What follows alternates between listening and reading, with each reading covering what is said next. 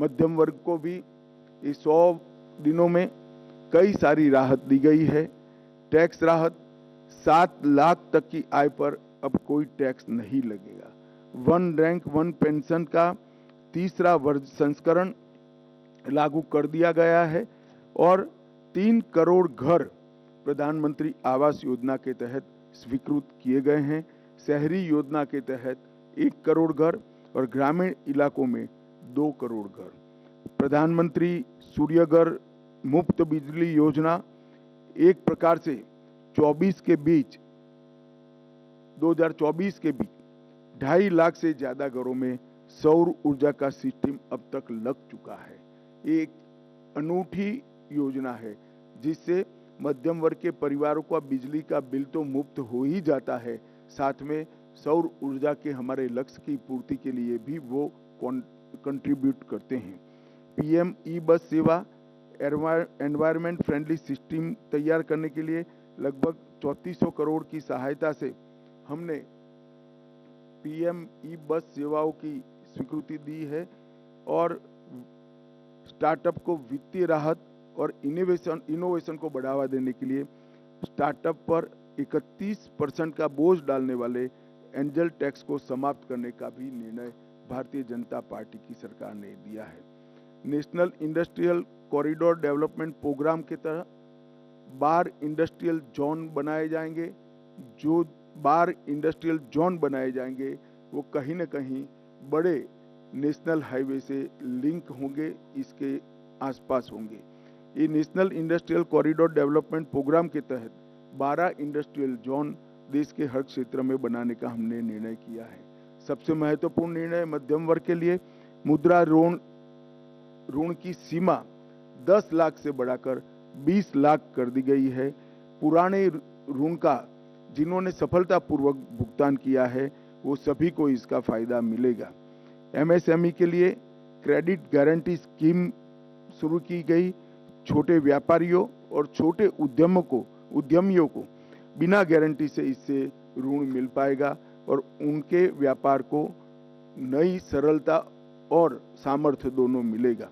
सशक्त युवा ये किसी भी देश के विकास की प्राथमिक शर्त है।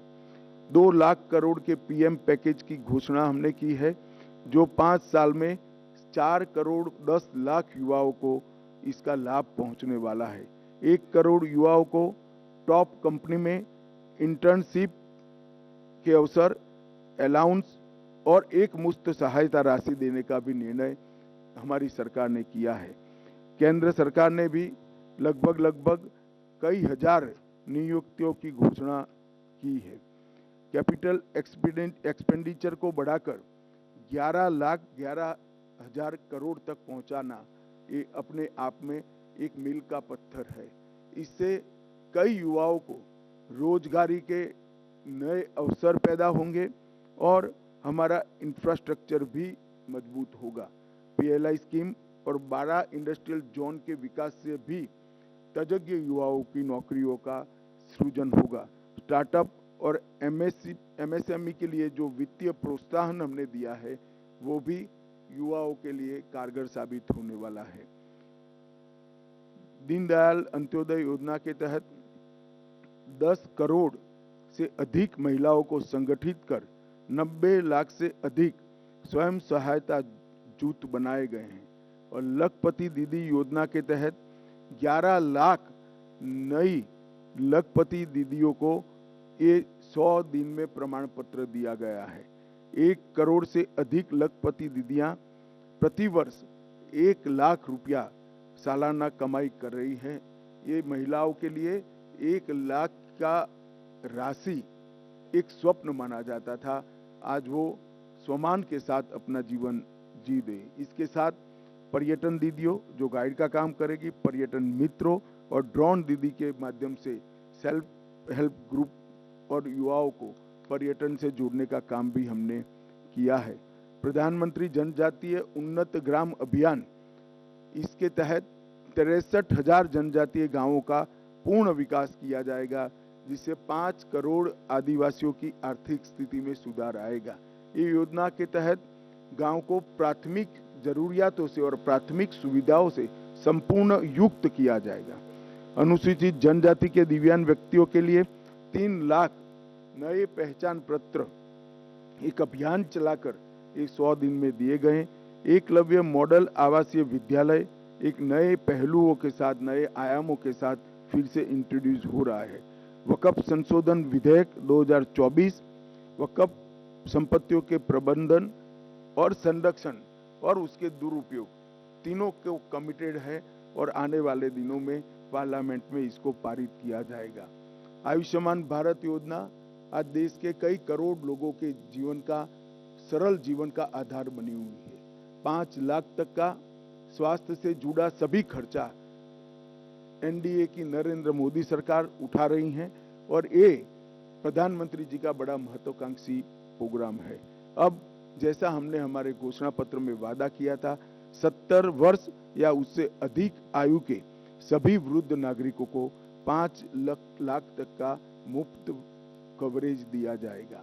इसमें जो गरीब घर में 70 साल से अधिक वाले लोग हैं उनको अपने कार्ड के अलावे और 5 लाख दिया जाएगा, तो उनका कवरेज एक प्रकार से 10 लाख तक किया जाएगा। करीब करीब 4.5 करोड़ परिवारों के 6 करोड़ वृद्ध नागरिकों को इसका फायदा मिलेगा। इसमें आय की कोई सीमा नहीं रखी गई है। 75,000 नई मेडिकल सीटें बढ़ाकर हम मेडिकल एजुकेशन के लिए विदेश पर की निर्भरता को लगभग समाप्त कर देंगे। हमारी पूरी रिक्वायरमेंट ये 75,000 सीट बढ़ने के साथ ही पूरी हो जाएगी और इसके लिए हमने 3 साल का लक्ष्य रखा है। नियमित टीकाकरण के लिए, उसको डिजिटल बनाने के लिए यूविन पोर्टल भी यही 100 दिन में शुरू किया गया और देश के डॉक्टरों की एक सेंट्रलाइज रिपोजिटरी बनाने का काम भी इसी 100 दिन में हुआ है। 23 अगस्त को पहला अंतरिक्ष दिन मनाया गया है। इससे किशोरों को और युवाओं को अंतरिक्ष के क्षेत्र में रुचि लेने के लिए, प्रोत्साहन देने के लिए और उनका हैंड होल्डिंग करने के लिए ढेर सारी योजनाएं शुरू की गई। अंतरिक्ष स्टार्टअप के लिए 1000 करोड़ के वेंचर कैपिटल फंड की योजना भी हुई। आपदा प्रबंधन के लिए राष्ट्रीय डेटाबेस और ग्रामीण भूमि रिकॉर्ड के लिए भुवन पंचायत पोर्टल भी शुरू किया गया। सेमीकंडक्टर, गुजरात के साणंद में सेमीकंडक्टर की इकाई स्थापित की गई और मैं आपको बड़े विश्वास के साथ बताता हूं कि आने वाले 10 सालों में भारत सेमीकंडक्टर के क्षेत्र में एक बहुत बड़ा प्लेयर बन के उभरेगा।